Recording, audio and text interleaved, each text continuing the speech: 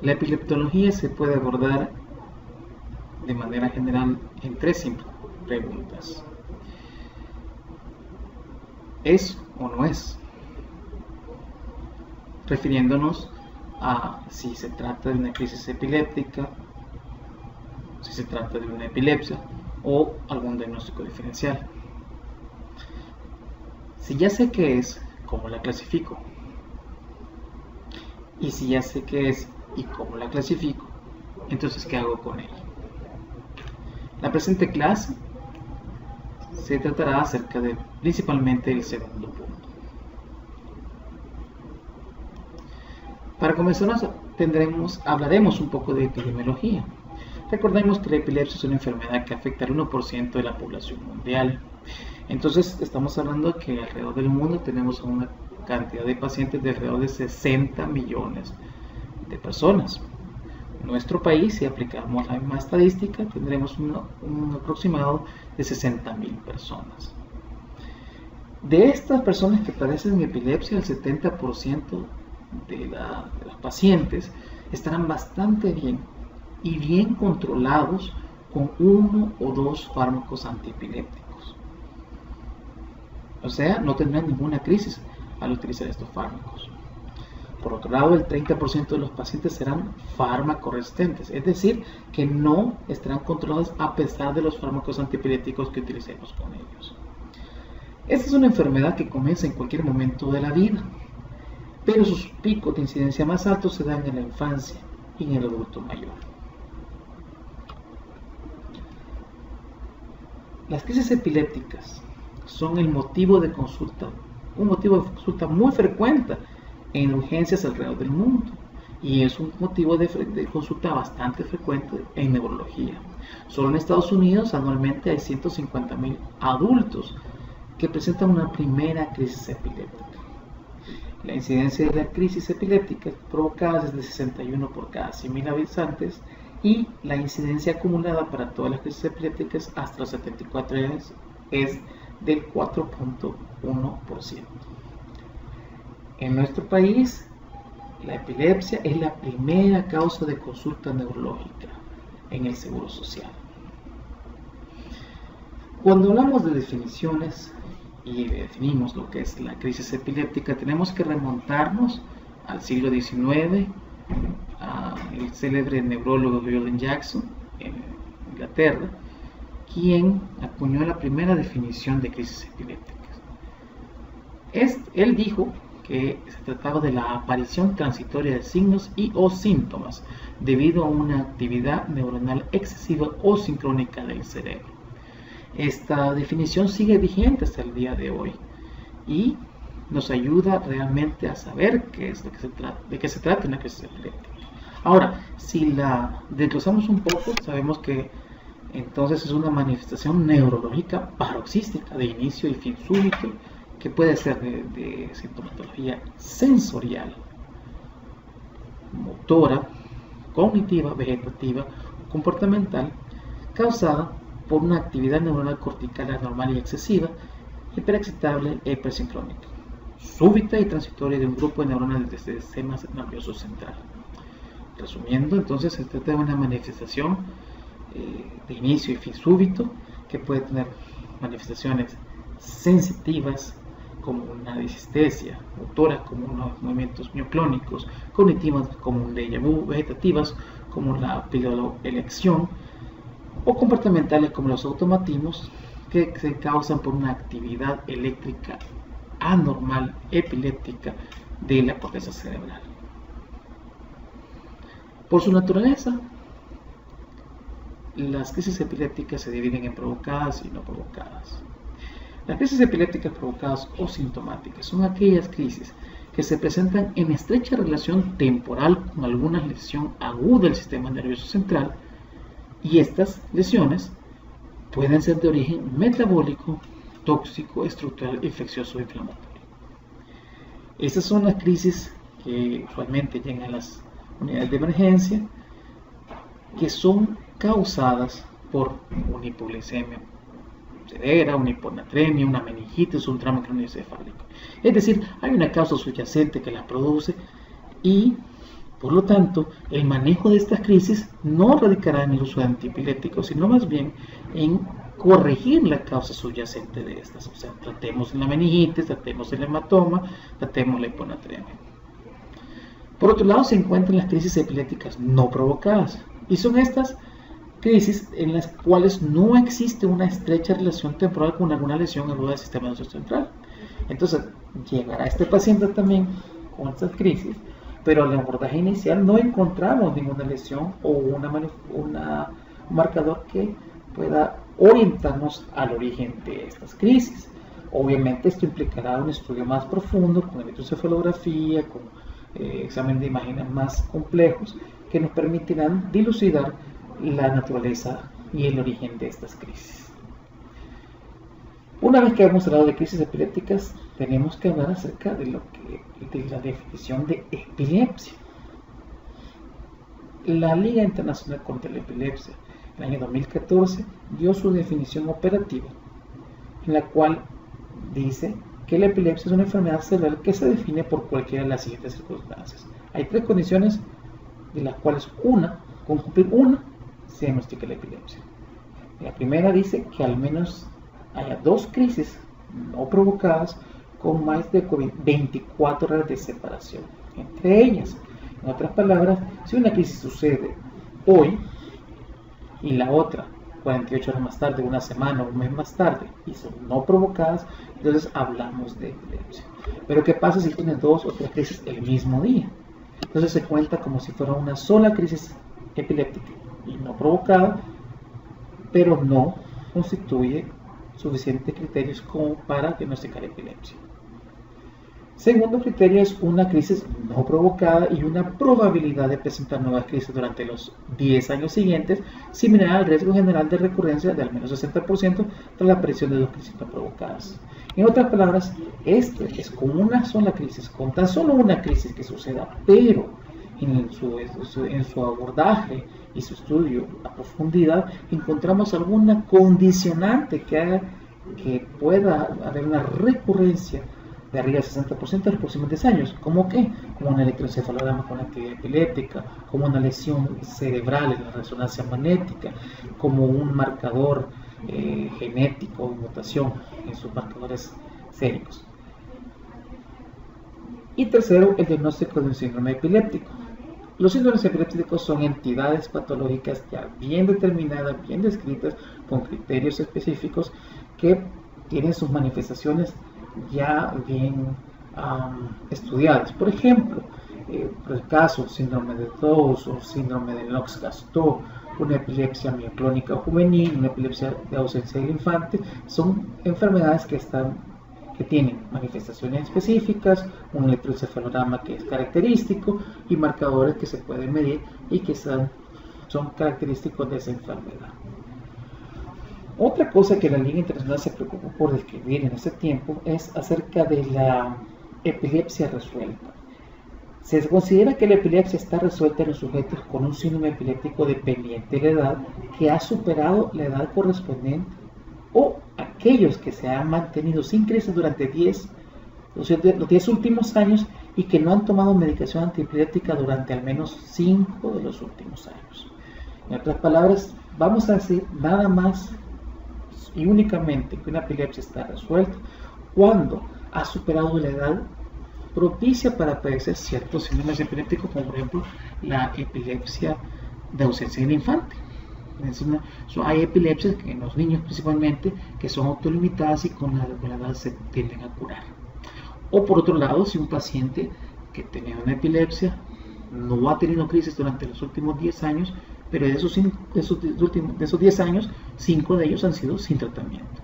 Por eso aquella práctica en antaño que decía que si no tenía crisis en los últimos 2 a 4 años se suspende el tratamiento es errónea. Fisher y compañía en 2010 se encargaron de trabajar mucho en la definición de epilepsia farmacoresistente, la cual se define en que es aquella en la que existe falla de 2 regímenes terapéuticos apropiados y bien tolerados por el paciente, ya sea como una monoterapia o en combinación para lograr la libertad de crisis sostenida. En otras palabras, son aquellas epilepsias de difícil control en las cuales, al indicar al paciente dos tratamientos, ya sea uno tras otro o junto a otro, y que sean apropiados para el tipo de epilepsia que el paciente tiene, porque recordemos que no todos los antiepilépticos son buenos para todos los tipos de epilepsia y que no tenga efectos colaterales que hagan que no tolere el paciente el tratamiento. A pesar de esto, no logra libertad de crisis. Bueno, y entonces nos preguntaremos, ¿qué es libertad de crisis? Entonces hay dos condicionantes, ya sea un periodo de al menos 12 meses como mínimo, o 3 veces más largo que el periodo previo a la intervención de la última intervención. En otras palabras, si el paciente tiene al menos una crisis epiléptica al año, siendo que tenga al menos dos tratamientos antiepilépticos bien tolerados y bien indicados, pero tiene al menos una crisis con esto, entonces el paciente estará en farmacoresistencia. Y son estos los pacientes del 30% que hablábamos antes que nos harán buscar diferentes opciones de tratamiento. Con respecto a la clasificación de la Liga Internacional contra la Epilepsia del 2017, sabemos que esta se produjo posterior al mejor entendimiento de la enfermedad, siendo que ahora sabemos que no es una enfermedad de lesiones aisladas o de focos, sino más bien de redes o circuitos neuronales que están afectados. La clasificación es operativa porque se define bien cada uno de los aspectos y definiciones que vamos a utilizar. Hay una mayor claridad en la nomenclatura y tiene como objetivo principal proporcionar un marco de comunicación para el uso clínico. Es decir, vamos a hablar un mismo idioma entre colegas para que nos entendamos unos con otros acerca de qué estamos tratando, si lo podemos clasificar. Otro objetivo importante es hacer la clasificación comprensible para los pacientes y familiares de pacientes y que sea aplicable a todas las edades. Esto nos dice que nosotros tenemos la obligación de enseñarle a nuestros pacientes la correcta clasificación y la terminología para que nos comuniquemos de manera igual con nuestros pacientes. La clasificación por su tipo de crisis, en la versión acortada como es esta, hace especial énfasis, y lo diremos repetidamente durante toda la clase, en el síntoma inicial de la crisis, siendo que vamos a clasificarlas como de comienzo focal, comienzo generalizado, comienzo desconocido, o en algunos casos extremos sin clasificar. Lo más importante siempre será si tenemos el síntoma inicial que nos va a orientar a qué tipo de crisis estamos hablando. Para que sepamos si es de comienzo focal o generalizado, tenemos que tener un nivel de certeza de al menos 80%. Obviamente para eso requerimos de una exhaustiva investigación clínica con una historia clínica bien detallada, o en todo caso la versión del testigo que haya visto la crisis, o ambas. Cuando hablamos de comienzos desconocidos, aquel paciente probablemente que tengamos noción de que sí se trata de una crisis epiléptica, pero nadie vio el inicio, el paciente no lo puede decir, ya sea porque no lo sabe, estaba inconsciente, y el testigo que lo vio probablemente lo vio cuando ya comenzado. Si no tenemos suficiente certeza y no sabemos cómo clasificarla o no tenemos suficientes datos, la podemos sin clasificar. Cuando la ponemos, la clasificación la ponemos de manera más desglosada, entonces podemos empezar a ver diferentes aspectos que habrá que tomar en cuenta para describir nuestras crisis. La idea de esto es que es una clasificación columnar y no jerárquica. En otras palabras, podemos no ir con tanto orden a la hora de clasificarlas. Lo que sí, y se hace mucho énfasis, es en tomar el primer síntoma como nuestro referente para poder clasificar a las crisis. Entonces, la de inicio focal, lo primero que tendremos que probablemente indagar es si hay alteración de la conciencia, sí o no. La alteración de la conciencia sucede en cualquier momento de la crisis, al inicio o al final o en medio. Y si sucede en cualquier momento, entonces ponemos que hay alteración de la conciencia. Ahora, la alteración de la conciencia puede ser secundaria a los otros síntomas. Por lo tanto, vamos a describir el primer síntoma como motor o no motor. Podemos tener síntomas motores como tónico, atónico, automatismo, espasmo epiléptico, hipercinético, mioclónico, tónico. Y cada uno de estos tendrá una significancia particular. Los no motores serán autonómico, al resto del comportamiento cognitivo, emocional y sensorial. Entonces, lo primero que tenemos que hacer, nuevamente, buscar el primer síntoma, ver si hay alteración de la conciencia y sus síntomas son motores o no motores. Si tiene síntomas motores pero priva el resto del comportamiento, como veremos en un ejemplo más adelante, lo ponemos siempre como no motor con el resto del comportamiento. Haremos algunos ejemplos acerca de esto más adelante. Las crisis focales muchas veces se refieren a una crisis epiléptica que está confinada a un hemisferio cerebral, pero en ocasiones sabremos que hay una propagación a los dos hemisferios y esto se le llama focal atónico clónico bilateral. Previamente esto se le llamaba generalización secundaria y eso significa que se propagó al otro hemisferio cerebral. Cuando el inicio generalizado no tomamos tan en cuenta la conciencia, puesto que tomamos por descontado que siempre habrá alteración de la conciencia, a excepción de las mioclonías, las cuales puede ser la conciencia preservada. Sin embargo, si tenemos un paciente con crisis tónico-clónicas, tiene que haber alteración de la conciencia. Si no la hay, se tratará de otro evento o otra entidad que no sería epiléptica. Cuando hay inicio generalizado, tenemos que clasificarlo como motor o no motora, siendo motoras tónicas, tónico-clónicas, mioclónicas, clónicas, etc. Atónicas, etc. Y las no motoras serán principalmente las ausencias, que pueden ser típica, mioclónica con parpadeo. Cuando decimos que tenemos suficiente certeza para clasificar las crisis, pero no sabemos dónde iniciaron, decimos que es de inicio desconocido. Y según las manifestaciones que hemos logrado ver o que nos han logrado describir, lo podemos clasificar en motor o no motor. Motor cuando hay tónico clónico o espasmos epilépticos y no motor cuando hay el resto del comportamiento. Si no tenemos suficiente información o hay imposibilidad de clasificarlas, entonces hablamos de no clasificables.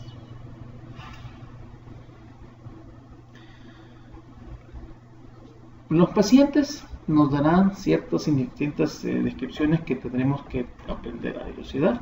Entonces tenemos comportamientos automáticos, hablamos de automatismos, que son comportamientos que se pueden ver tanto en las generalizadas como en las focales, en el cual el paciente tiende a hacer acciones con un pseudo propósito, pareciese que estuvieran haciendo algo por una razón definida cuando solamente están teniendo la crisis en una actividad automática, como su nombre lo dice. Las crisis emocionales son aquellas que se dan con emociones o apariencias de emociones, como las crisis elásticas en las que hay crisis apropiadas. Las posturas de flexión o extensión se dan cuando hay crisis tónicas. Y los síntomas autonómicos se manifiestan por enrojecimiento, sudoración, periodo de erección, etc. Las mioclonías son sacudidas arrítmicas de un músculo o un grupo de músculos. Por el contrario, los movimientos clónicos serán sacudidas rítmicas, ya sea de uno o varios miembros. Los síntomas cognitivos de los cuales hablamos son los famosos déjà vu, jamais vu, en los cuales el paciente describe una sensación como de haber vivido esto previamente, como si estuviera en una especie de sueño o burbuja. La micronía del párpado son sacudidas de los párpados. Las caídas con pérdida de tono postural serán las crisis atónicas, que de hecho, de paso, debemos aclarar que son poco frecuentes en los adultos y los veremos principalmente en niños con cuadros de encefalopatía epiléptica como el síndrome de Lennox-Gastaut. O sea, un paciente adulto mayor que tenga una caída es poco probable que se trate de crisis atónica y más probable que se trate de otra entidad que no sea epilepsia. Entumecimientos, hormigueos, parestesias, sonidos, olores, gustos, visiones, etc. serán crisis de sensaciones o sensitivas. La pausa, congelación, detención de la actividad serán los comportamientos de arresto de comportamiento, perdón, y se darán principalmente en pacientes con crisis focales no motoras. Golpeo o pedaleo son hipercinéticos y flexión del tronco, espasmos que serán generalmente vistos o principalmente en su totalidad en niños. Como decíamos antes, y quizás ese es el punto más importante de toda la clase, el comienzo de la crisis puede ser focal o generalizado y es el síntoma predominante que nos va a orientar cómo clasificar las crisis y, por lo tanto, saber qué tipo de epilepsia estamos tratando. Puede haber síntomas análogos de inicio focal o generalizado. Por ejemplo, una epilepsia, una crisis focal se manifestará de la siguiente manera. Es una epilepsia, una crisis generalizada con postura tónica de ambos miembros laterales. Vemos como el niño, el paciente, se encuentra con una postura tónica de los 4 miembros. Así también, una paciente con epilepsia, una crisis focal, vemos como hay un arresto del comportamiento que decimos que es el síntoma predominante, pero es como hay una postura tónica del miembro superior derecho, la cual no se mueve prácticamente. Y vemos un comportamiento de automatismo en el miembro superior izquierdo, con una mirada fija o de búsqueda. Automatismos oroalimentarios también podemos verlo en la boca y ese resto de comportamiento característico de las crisis focales del lóbulo temporal mesial, en este caso del lado izquierdo.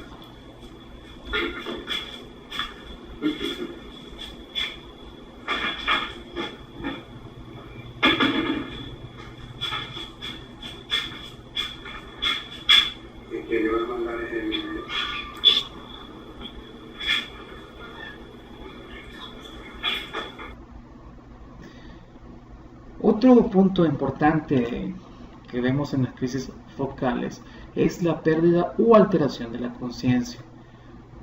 Con dos tipos de crisis con pérdida de la conciencia, ya sea generalizadas o focales. Entonces tenemos en este primer ejemplo una paciente con un arresto del comportamiento en el cual su conciencia se encuentra alterada. Vemos que hay pareciera una pequeña interacción con el ambiente. La paciente estaba comiendo, dejó de hacer lo que estaba haciendo con una mirada fija. Vemos como lo mismo se mantiene el lado izquierdo, izquierdo se encuentra moviéndose de manera automática, pero el derecho no se mueve. Y está en una especie de búsqueda. Tenemos un automatismo oroalimentarios, en el cual pareciera que está masticando y sigue haciendo movimientos con los miembros. Esta paciente tiene una crisis focal con alteración de la conciencia y síntomas no motores de arresto del comportamiento, característica de una epilepsia del lóbulo temporal mesial.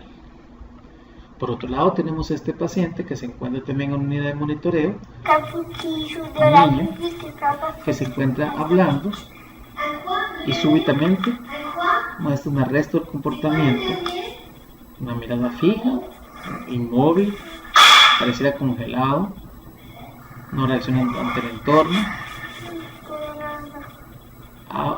tiene automatismo verbal y brevemente sigue hablando como si no hubiese pasado. Este es un ejemplo característico de una ausencia del infante. Tiene un arresto de comportamiento, pero son de dos tipos de crisis completamente diferentes. Ejemplos de mioclonía versus clonías. Sabemos que las mioclonías son movimientos de sacudida de músculos, grupos musculares arrítmicos, como vemos en este paciente que tiene sus mioclonías de los miembros superiores, de un paciente con una epilepsia mioclónica juvenil. Por otro lado, tenemos este ejemplo en el cual podemos ver una crisis con movimientos clónicos del miembro superior derecho,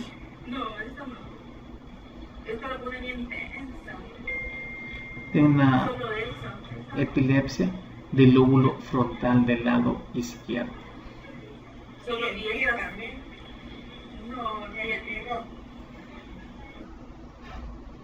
Vemos esos movimientos rítmicos característicos de las clonías. Esta es una epilepsia focal que se transforma en atónico clínico bilateral. Vemos como el paciente súbitamente cefálica hacia la izquierda, con una postura tónica, principalmente de los miembros derechos y posteriormente de los 4 miembros. Vemos esa postura tónica bien marcada. Y poco a poco empiezan a brotar esos movimientos clónicos de los miembros, rítmicos. En un principio son rápidos y cortos, después se van haciendo más lentos y amplios, y poco a poco empiezan a ser más espaciados hasta que lleguen a desaparecer.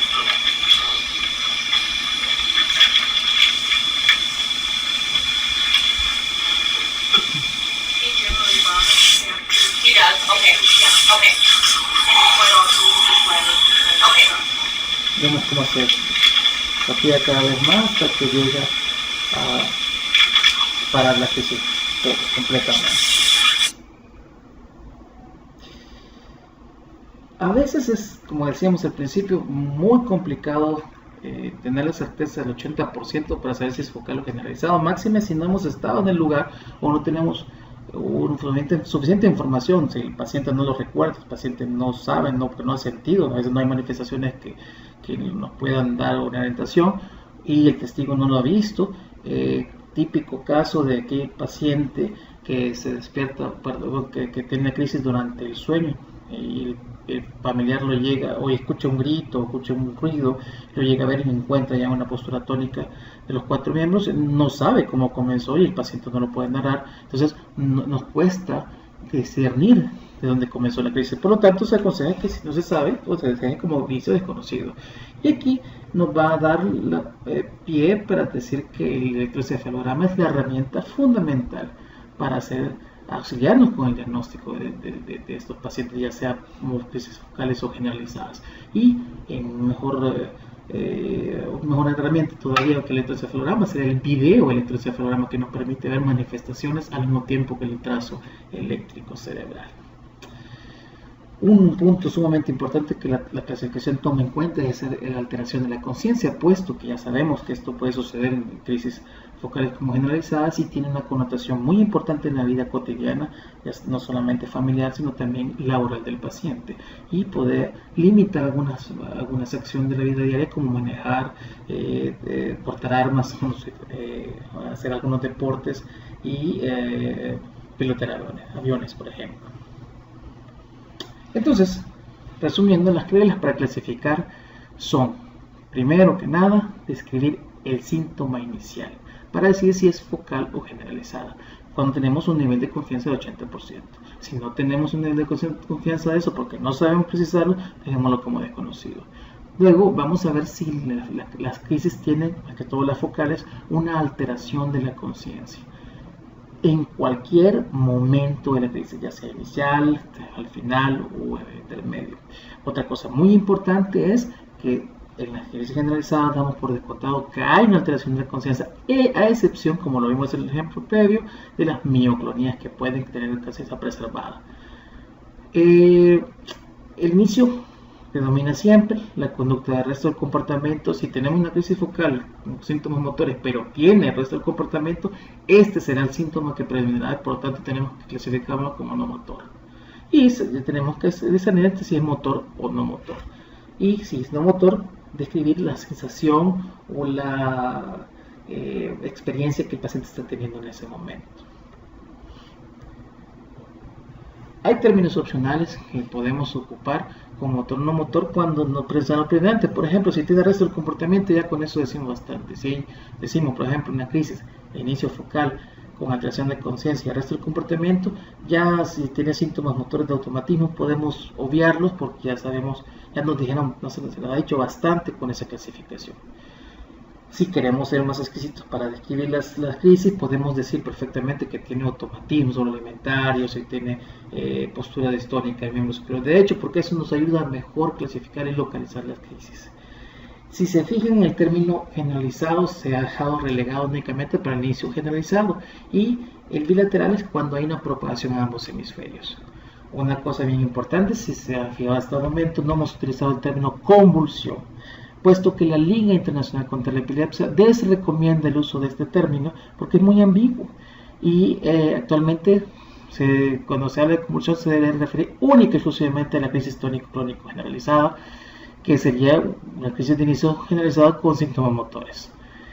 Otro término que se recomienda es el uso del término de aura, pues es un término que lo único que hacía era tratar de describir estas crisis de inicio focal y no motor, ¿verdad? Porque eran sensaciones o experiencias que en la antigüedad sí se decía que eran el preámbulo de la convulsión. Ahora, y eso le quitaba importancia, le restaba importancia a estas manifestaciones, lo cual ahora sabemos que solamente son el inicio de la crisis y son el síntoma predominante. Entonces, no se debería ocupar. Las ausencias ya sabemos que son un arresto del comportamiento, pero de inicio generalizado, y por lo tanto tendrán que ver si son típicas o atípicas. Es un término que se deja mal para el especialista. La diferencia entre clónico y mioclónico ya lo explicamos previamente. Es importante para discernir de qué tipo de crisis estamos hablando. El efecto neto de la clasificación es el de actualizar la clasificación de las crisis epilépticas, que debe ser el siguiente: facilitar la clasificación de crisis que no encajaban en categorías previas, como los espasmos, que son manifestaciones que pueden ser focales o pueden ser generalizadas. Clarificar a qué se refiere cuando un tipo particular de crisis es definida, es decir, vamos a ser más claros al definir estas crisis. Proveer mayor transparencia en la terminología para la comunidad no médica. Y esto es uno de los puntos más importantes, porque esto depende de nosotros. Nosotros hablemos con los términos correctos de nuestros pacientes y les mostremos cómo clasificar las crisis, y esa interacción para cambiar este glosario médico y no médico. Para terminar, vamos a hablar de la clasificación de la epilepsia según su etiología. Ya no son crisis epilépticas, sino epilepsia. Y sabemos que la ILAE desde 2010 adoptó una nueva clasificación etiológica para tratar de encasillar a los diferentes tipos de epilepsia según la causa de estas. Así tenemos tres categorías: genética, estructural o metabólica y desconocida. La genética es las crisis que antes eran conocidas como idiopáticas. Son aquellas causadas por un factor genético que es identificado o no, en el cual la crisis epiléptica es el síntoma principal del trastorno, pero no el único. Entre estas se encontraban muchos síntomas, principalmente de la edad pediátrica y en pacientes jóvenes, por ejemplo, escandalopatías como el síndrome de Dravet, las déficits de GLUT1, la epilepsia mioclónica juvenil, etc. La estructura metabólica, antes llamada asintomática, son aquellas donde se encuentra una anormalidad que es de alguna manera medible. Entre estas tenemos muchas epilepsias focales, por ejemplo, la esclerosis tuberosa, displasias corticales cerebrales, las heterotopías, las esclerosis hipocámpicas. Y son aquellas que serán encontradas, por ejemplo, en un estudio de imagen como la resonancia magnética o marcadores séricos, en los cuales nos dirán que hay una causa estructural que esté causando esta enfermedad. Y la desconocida es que es llamada criptogénica, una forma muy elegante de decir desconocido, que son aquellas en las que desconocemos la causa real, que podría ser tan genética como metabólica o estructural, o una combinación de estas. La causa es elusiva probablemente porque no tenemos los datos suficientes para clasificarlo, o porque la tecnología aún no es suficiente para encontrar el origen. Entonces, una de las ventajas de esta categoría desconocida es que nos obligan que algún día vamos a poder categorizar a estas crisis que se llaman ahora desconocidas como genética o estructural metabólica. Pero tenemos que llegar a tener todos los elementos para poder hacerlo. Bueno, esto es el tema de clasificación de epilepsia. Esperemos que esto sea de mucha ayuda a la hora de ver a sus pacientes y poder clasificarlos para tener una mejor comprensión de las crisis y poder comunicarnos mejor entre colegas. Gracias.